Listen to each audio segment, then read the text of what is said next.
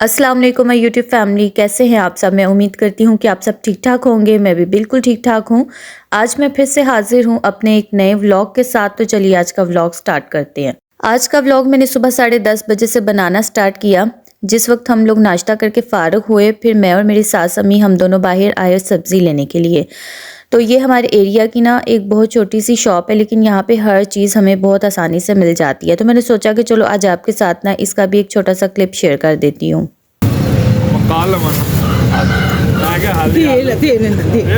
कोई बात नहीं, हमारा सामान ज्यादा है, आप सामान ज्यादा ना, चलो कोई नहीं।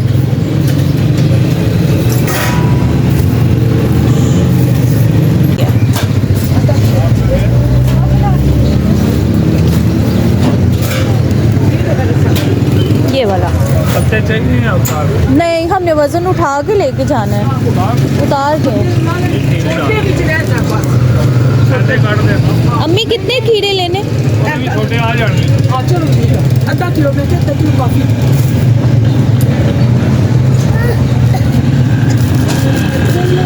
छोटे आ गए। ठीक है।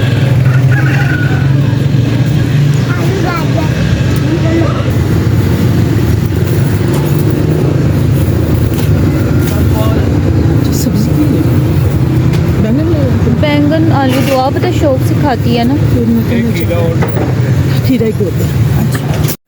सब्ज़ी लेने के बाद मैं और मेरी सास अम्मी हम दोनों घर पे वापस आ गए। मेरी सास अम्मी ने आते साथ ही सब्ज़ी बनाना स्टार्ट कर दी, क्योंकि अब ये घर में सफाई होनी थी। फिर अम्मी ने बोला कि पहले हम सब्ज़ी बना लेते हैं, ताकि जितना भी गंद है ना वो एक ही दफ़ा पड़ जाए, बाद में फिर सफाई हो जाएगी।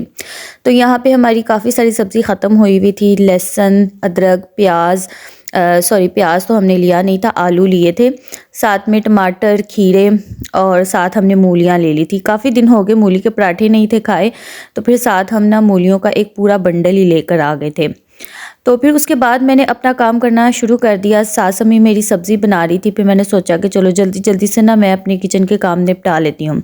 तो हमेशा की तरह सबसे पहले मैं किचन की सारी चीज़ें संभाल कर बर्तन धोना स्टार्ट कर देती हूँ, क्योंकि बर्तनों का काम ऐसा होता है ना कि जब ये ख़त्म हो जाए तो फिर इंसान बहुत ज़्यादा ना हल्का फुल्का फ़ील करना शुरू कर देता है, और बर्तन धोने के बाद उसको अपने बाकी के काम ना थोड़े कम कम से लगते हैं। तो मैं हमेशा पहले ना ये बर्तनों का काम निपटाती हूँ, क्योंकि मुझे बर्तन धोने में ना काफ़ी टाइम लग जाता है। आज के व्लॉग का जो मेरा मेन टॉपिक था ना, वो टॉपिक आपने पढ़ तो लिया होगा कि मैं अपने सारे दिन के काम को कैसे मैनेज करती हूँ, यानी कि मेरी जो भी जिम्मेदारियाँ हैं मैं वो कैसे निभाती हूँ। आज के व्लॉग में आप सब कुछ देखेंगे, बल्कि आप तो मेरी डेली रूटीन से यानी कि वाकिफ़ हो चुके होंगे ना, आपको मेरी सारी रूटीन के बारे में पता चल गया होगा मेरे व्लॉग्स देख देख कर। लेकिन जो मेरे नए फॉलोवर्स हैं ना, ये मैंने उनके लिए वीडियो बनाई है, ताकि उन लोगों को भी थोड़ी सी मोटिवेशन मिले अपने घर के कामों को मैनेज करने के लिए। अच्छा है, जब मेरे बर्तन वगैरह धुल गए उसके बाद मैंने सिंक भी धो लिया। उसके बाद फिर मैंने किचन में सबसे पहले चूल्हा साफ़ करना शुरू कर दिया। आपको वैसे मेरा किचन बिल्कुल नीट एंड क्लीन लग रहा होगा, लेकिन अभी मैंने किचन साफ़ नहीं किया, लेकिन फिर भी मेरा किचन बिल्कुल नीट एंड क्लीन लगता है। अगर मैं एक दिन साफ़ करूँ और अगले दिन मैं ना भी किचन साफ़ करूँ ना, तो मुझे इतनी ख़ास ज़रूरत नहीं पड़ती, क्योंकि मैं अपने किचन को हर वक्त इतना साफ़ सुथरा रखती हूँ। लेकिन इंसान की एक आदत बन जाती है ना कि जब तक वो किचन की सफाई सही तरीके से कर ना ले, उसको सुकून नहीं मिलता। और वैसे भी जो हमारा सुबह का आगाज़ होता है ना, किचन की सफाई से ही होता है। तो मैं भी हमेशा नाश्ता करने के बाद सबसे पहले किचन साफ़ कर लेती हूँ, फिर उसके बाद में अपने जो काम निपटाने होते हैं ना, मैं वो बाद में करती हूँ। फिर उसके बाद बारी आ जाती है घर के टीवी लाउंज की। टीवी लाउंज में सबसे पहले मेरा यही काम होता है कि दोनों टेबल साफ़ करने होते हैं। सबसे पहले मैं डाइनिंग टेबल साफ़ करती हूँ, अगर मैं ना करूँ तो मेरी सास अम्मी कर देती हैं। यानी कि हमारे घर में ऐसे है ना, जो यानी कि जिसको टाइम मिल जाता है ना वो वही काम कर लेता है, फिर दूसरा बंदा दूसरा काम देख लेता है। तो मुझे जब टाइम मिलता है तो मैं सबसे पहले डाइनिंग टेबल साफ़ कर लेती हूँ, साथ में ही सेंटर टेबल साफ़ कर लेती हूँ। ऐसे जो काम होते हैं ना, हमें हमेशा सफाई करने से पहले ही करने चाहिए। अगर आप ये काम बाद में करेंगे सफाई करने के बाद, तो फिर टेबल्स के ऊपर जितना भी गंद होता है ना, वो दोबारा से नीचे फर्श पे पड़ जाता है। अच्छा, जब सारे घर की डस्टिंग हो गई, चीज़ें वगैरह संभाली गई, उसके बाद हम लोगों ने सफाई करनी स्टार्ट कर दी। असल में ऐसा हुआ आजकल कि हमारी जो सफाई वाली आंटी थी ना, वो 1 हफ्ते की छुट्टी पे चली गई हैं। तो फिर मैंने और मेरी सास अम्मी ने हम दोनों ने मिलकर जल्दी जल्दी से सफाई कर ली। जब हम एक दूसरे की मिल के हेल्प करते हैं ना तो हमारा काम बहुत जल्दी ख़त्म हो जाता है। सफाई करने के बाद फिर दोपहर का टाइम हो चुका था खाने का, तो फिर मैंने जल्दी जल्दी से खाना बनाया, साथ में मैंने रोटियां बनानी स्टार्ट कर दी। आपको पहले भी मैंने बताया था कि हमारे यहाँ पे गैस की लोड शेडिंग का बहुत ज़्यादा मसला है, इसलिए मेरी कोशिश होती है कि 2 बजे से पहले पहले मैं अपनी सारी कुकिंग करके फ़ारिग हो जाऊँ। अच्छा, मुझसे काफ़ी लोगों ने पूछा था कि आपका आटा इतना ज़्यादा सफ़ेद कैसे होता है? क्या आप मैदे की रोटियां बनाकर खाते हैं? नहीं, हम लोग मैदे की रोटी नहीं खाते। हम लोग जो आटा यूज़ करते हैं ना, ये बहुत वाइट आटा होता है। ये देसी आटा नहीं होता, ये वाइट आटा होता है और लगता है ये बिल्कुल मैदे की तरह, इसलिए आपको ऐसा लगता है कि हम लोग मैदे की रोटी खाते हैं। अच्छा है, यहाँ पे मैं आलू और बैंगन की सब्ज़ी बना रही थी। पहले मैंने सालन बनाया, सालन को मैंने अच्छी तरह से भून के ना फिर मैंने इसको दम पे रख दिया एक साइड पे, ताकि ये जब तक मैं रोटियां बनाऊँ ना ये सही तरीके से गल जाए और सालन मेरा सही तरीके से ना पक के तैयार हो जाए। फिर उसके बाद मैं दुकान पे भेजने के लिए खाना पैक कर लेती हूँ। यहाँ पे मैं अपने हस्बैंड के लिए, अपने ससुर के लिए और हमारी शॉप पे एक अंकल हैं, वो काफ़ी बीमार रहते हैं, तो स्पेशल उनके लिए हम लोग घर से खाना भेजते हैं। वो बाज़ार से लेकर नहीं खा सकते, वो जब भी बाज़ार से लेकर खाते हैं ना तो वो बीमार पड़ जाते हैं, इसलिए हम लोग कोशिश करते हैं कि चलो उनके लिए भी ना हम अलग से दुकान पे खाना भेज दें ताकि वो घर का साफ़ सुथरा पका हुआ खाना खा लें। अच्छा, आज जिन 2 चैनल्स को मैं शॉर्ट आउट देने जा रही हूँ ना, उनमें से एक चैनल का नाम है इजी कुक बाय बख्तावर और दूसरे चैनल का नाम है सबा की सिंपल लाइफ।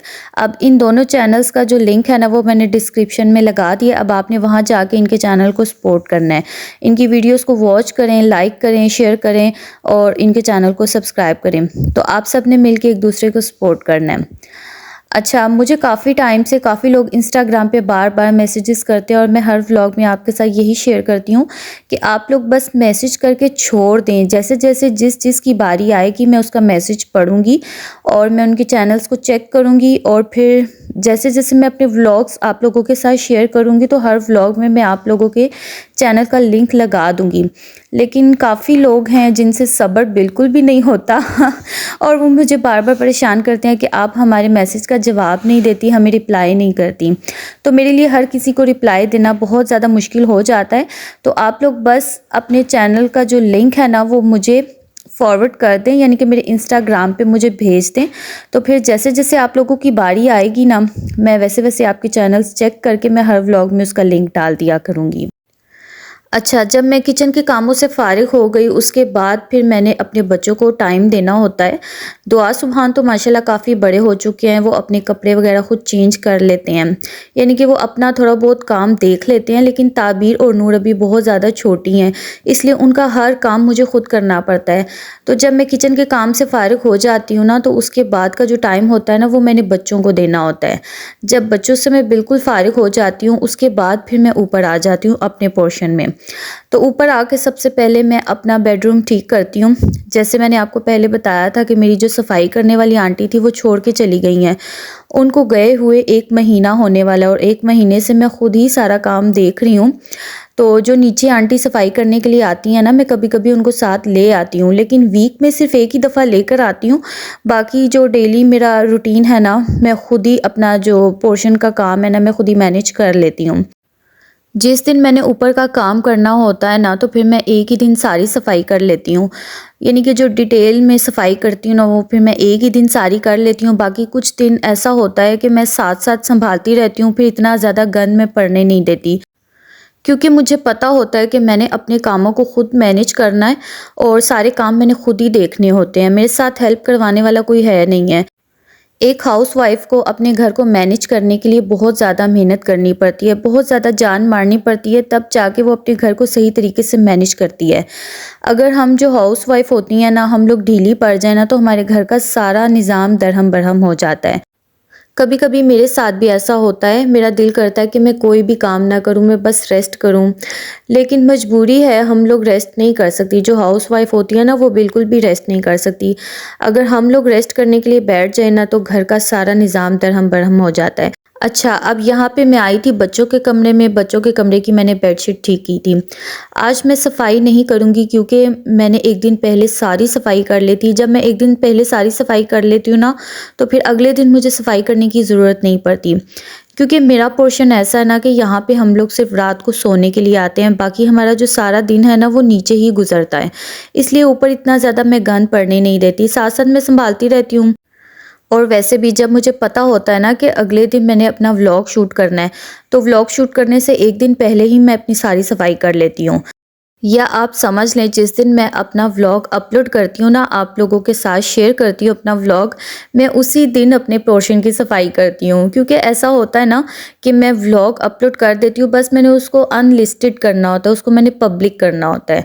तो पब्लिक तो हम आराम से ही कर सकते हैं, लेकिन उस दिन ऐसा होता है कि मेरा व्लॉग बिल्कुल रेडी होता है अपलोड करने के लिए। उस दिन मैंने कोई भी व्लॉग शूट नहीं करना होता, सिर्फ मैंने उसको अपलोड करना होता है। तो जब मैं उसको अपलोड करके फारिग हो जाती हूँ ना, तो मैं इतनी ज़्यादा टेंशन फ्री हो जाती हूँ। फिर उसके बाद मैं अपनी यानी कि अपने पोर्शन की सफाई कर लेती हूँ। फिर अगला दिन जो होता है ना, सफाई करने के बाद का जो अगला दिन होता है, व्लॉग अपलोड करने के बाद का जो अगला दिन होता है, उस दिन फिर मैं अपना नया व्लॉग बनाना शुरू कर देती हूँ। तो ये मेरी रूटीन होती है। मैं अपने घर को भी साथ लेकर चलती हूँ, अपने बच्चों को भी देखती हूँ, साथ में मैं अपना चैनल भी लेकर चलती हूँ। मेरे लिए करना थोड़ा मुश्किल हो जाता है, क्योंकि इस सब में ना मैं बहुत ज़्यादा बिज़ी रहती हूँ, मुझे अपने लिए टाइम नहीं मिलता। लेकिन ये है कि मैं आप लोगों को भी प्रॉपर टाइम देना चाहती हूँ, क्योंकि आप में से काफ़ी सारे लोग हैं जो मेरा इंतज़ार कर रहे होते हैं कि मेरा व्लॉग कब आएगा। तो बस आप लोगों के लिए भी मैंने स्पेशल टाइम निकालना होता है। अच्छा खैर, यहाँ पे आंटी कपड़े धोकर गई थी कल ना, एक दिन पहले आंटी ने कपड़े धोए थे। तो उन्होंने जब कपड़े धोए ना, तो काफ़ी सारे कपड़े ऐसे थे जो गीले थे। तो रात को जब मैं कपड़े उतार के लाई ना, तो ये वाले गीले रह गए। यहाँ पे भी मैंने ग्रिल पे डाल दिए। मैंने कहा चलो सुबह तक ना इसको अच्छी तरीके से हवा लग जाएगी और ये सूख जाएंगे। तो फिर जब मैंने ऊपर का सारा काम कर लिया ना, फिर मैंने सोचा कि चलो इनको भी तय कर कर संभाल देती हूँ, क्योंकि इनको भी अलमारियों में संभालने का तो मेरे पास बिल्कुल भी टाइम नहीं था। क्योंकि अभी मैंने नीचे का भी मेरा थोड़ा सा काम पड़ा हुआ था, और साथ में मैंने आपके लिए भी एक अच्छी सी रेसिपी शेयर करनी थी। तो बस आज जो मेरा दिन था ना, सारा दिन मेरा बिज़ी बिज़ी गुजरा। तो ये जितने भी कपड़े थे ना, ये मैंने तय करके रख दिए। फिर इंशाल्लाह मैं अगले दिन सुबह ना इसको संभाल लूँगी। मैंने अपने पिछले व्लॉग में आपके साथ कोई रेसिपी शेयर नहीं थी की, तो मुझे बिल्कुल भी मज़ा नहीं था आया उस व्लॉग का। मुझे रेसिपी के बगैर ना व्लॉग बिल्कुल फीका फीका लगता है। अच्छा है, जब मेरे सारे काम ख़त्म हो गए तो फिर मैं नीचे जा रही थी। नीचे जाके अब मैं दोबारा से किचन में बिज़ी हो जाऊँगी। तो नीचे आने के बाद अब मैं आपके साथ अपनी एक आज बहुत मज़े की रेसिपी शेयर करती हूँ। आज के व्लॉग में मैं आपके साथ शेयर कर रही हूँ निहारी की रेसिपी। आज हम बीफ की निहारी बनाएंगे। तो चलें सबसे पहले हम रेसिपी देख लेते हैं। यहाँ पे मैंने हस्बे ज़रूरत कुकिंग ऑयल ले लिया था। अच्छा, ऑयल मैं थोड़ा सा ज़्यादा डालूँगी, क्योंकि निहारी में ऑयल बहुत कम नज़र आता है, तो इसलिए मैंने थोड़ा सा ज़्यादा ऑयल लिया है। फिर इसके अंदर मैंने 1.5 टेबलस्पून लहसुन का पेस्ट और 1.5 टेबलस्पून मैंने इसके अंदर अदरक का पेस्ट डालकर ना मैंने इसको अच्छे तरीके से भून लिया था। जब ये दोनों चीज़ें अच्छे तरीके से भूनी जाएंगी ना, तो फिर इसके अंदर हमने गोश्त शामिल करना है। ये मेरे पास बोंग का गोश्त है। निहारी हमेशा बोंग के गोश्त की अच्छी बनती है, तो आपने भी कोशिश करनी है कि निहारी में हमेशा बोंग का गोश्त यूज़ करें। ये नली वाला गोश्त होता है।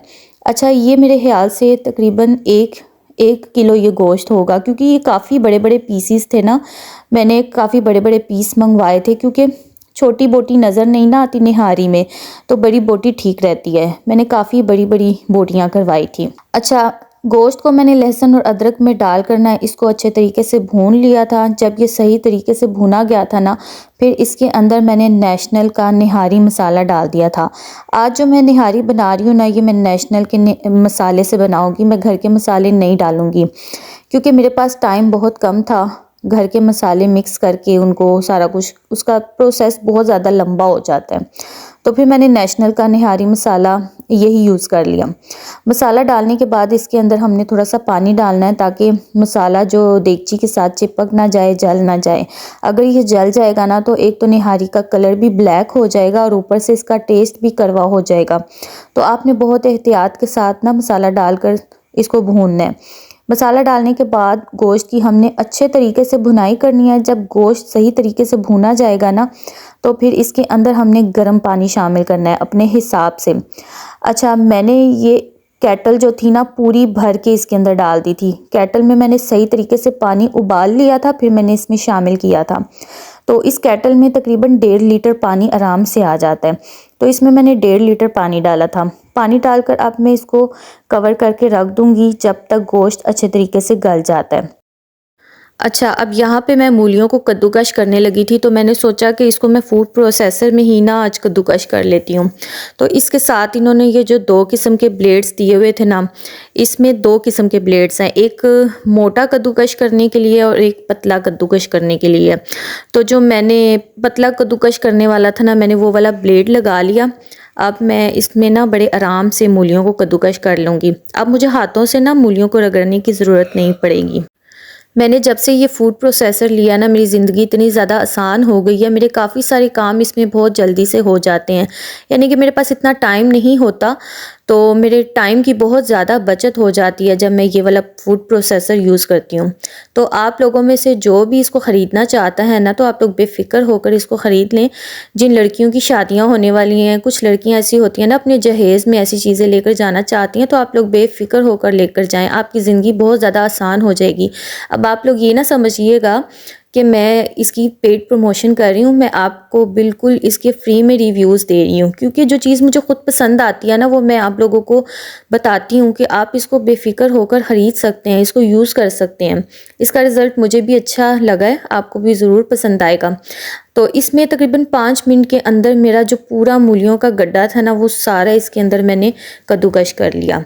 तो अगर मैं इनको हाथों से रगड़ने बैठती ना, तो मेरा तकरीबन 1 घंटा तो कहीं नहीं था जाना।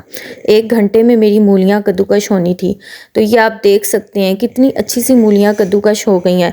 तो अगर आपने वो गाजर का हलवा बनाना है या दूध वाला गजरेला बनाना है, जैसे गाजर की जो खीर बनती है आपने वो बनानी है ना, तो इसमें आप बहुत आराम से गाजरें भी कद्दूकश कर सकते हैं। काफ़ी सारी चीज़ें आप इसमें कद्दूकश कर सकते हैं बहुत आराम से। यानी कि इससे जब आप यूज़ करेंगे ना, तो आपका काफ़ी सारा टाइम बच जाएगा। तो जितनी देर में आप हाथों से रगड़ेंगे ना, उतनी देर में आप अपने और भी काफ़ी सारे काम निपटा सकते हैं। तो अब ये मैंने मूलियाँ रख दी थी। शाम को जब मेरे हस्बैंड घर पे वापस आएंगे ना, तो मैं उनसे बोलूँगी कि मुझे निचोड़ कर देंगे। तो यहाँ पे देखें, बोंग का गोश्त अच्छे तरीके से गल गया था। मैं आपको चेक कर कर दिखाती हूँ। मैंने आज कुकर के बगैर बनाया। मैंने सोचा कि इसको मिट्टी की हांडी में रखती हूँ, तो मिट्टी की हांडी में ये जल्दी गल जाएगा। तो फिर भी बोंग के गोश्त को गलने के लिए ना 2 घंटे लग गए। 2 घंटे में बोंग का गोश्त गल गया था, लेकिन इतना अच्छा गल गया था ना। आप इसको कुकर में भी बना सकते हैं, लेकिन आप अगर इसको मिट्टी की हांडी में बनाएंगे ना, तो आप अपनी उंगलियां चाटते रह जाएंगे कि इतने मज़े की निहारी बनी थी।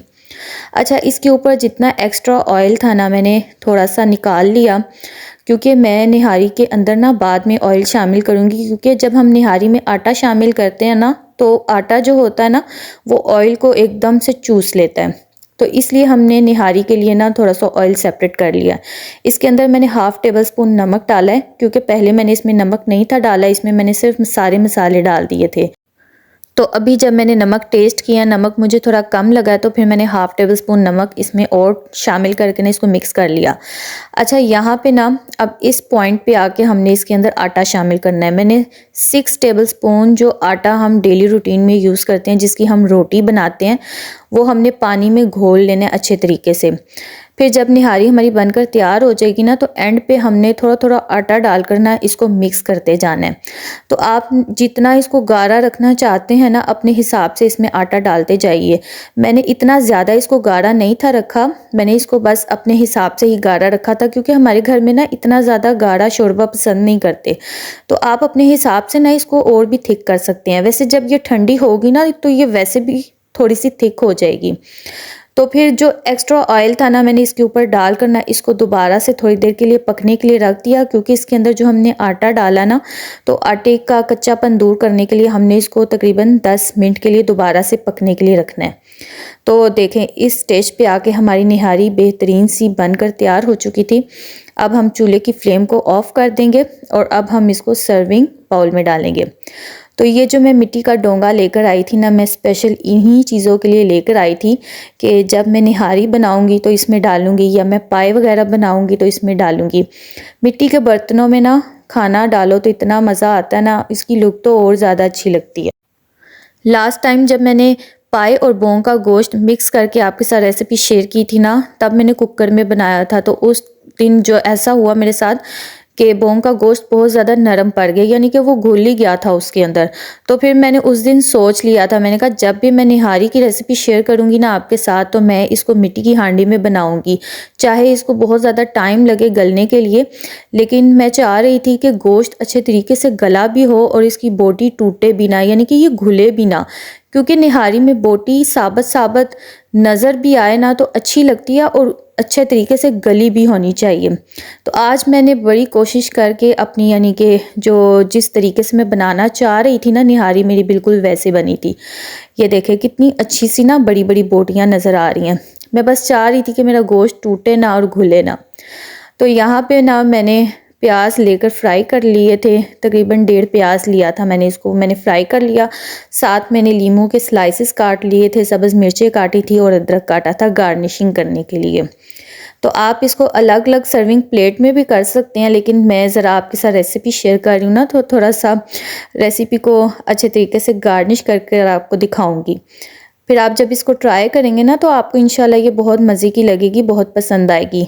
वैसे मैंने नेशनल की फ़र्स्ट टाइम बनाई है, लेकिन मुझे पसंद आई है। मैं हमेशा घर के मसाले ही यूज़ करती हूँ, लेकिन आज मैंने सोचा था कि मैं आप लोगों के साथ ना ये नेशनल का मसाला डालकर ना इसकी निहारी आप लोगों के साथ शेयर करती हूँ। वैसे इसके पीछे ना पूरी इन्होंने रेसिपी लिखी होती है, लेकिन मैंने फिर भी अपने तरीके से ही बनाई है। तो ये देखिए मेरी निहारी की फ़ाइनल लुक। मैं उम्मीद करती हूँ कि आपको ये ज़रूर पसंद आई होगी, और आप इसको ट्राई भी करना, इंशाल्लाह आपको ये पसंद आएगी। तो जी ये था मेरा आज का व्लॉग। मैं उम्मीद करती हूँ कि आपको मेरा आज का व्लॉग पसंद आया होगा। व्लॉग पसंद आए तो वीडियो को लाइक करें, शेयर करें, और अगर आप मेरे चैनल पर न्यू हैं तो चैनल को ज़रूर सब्सक्राइब करें। सब्सक्राइब करने से आपको मेरे नेक्स्ट आने वाले व्लॉग्स बहुत आराम से देखने के लिए मिलेंगे। आप लोगों के लिए मैं इतनी ज़्यादा मेहनत करती हूँ, तो आपने सब्सक्राइब ज़रूर करना है। सब्सक्राइब करने से आपको मेरे नेक्स्ट आने वाले व्लॉग्स बहुत आराम से मिलेंगे, और कमेंट कर कर आपने मुझे ज़रूर बताना है कि आपको मेरा आज का व्लॉग कैसा लगा। अब आप मुझे इजाज़त दीजिए, फिर से मिलेंगे हम अपने नेक्स्ट किसी अच्छे से व्लॉग के साथ। तब तक के लिए अपनी दुआओं में याद रखिएगा। अल्लाह हाफिज़।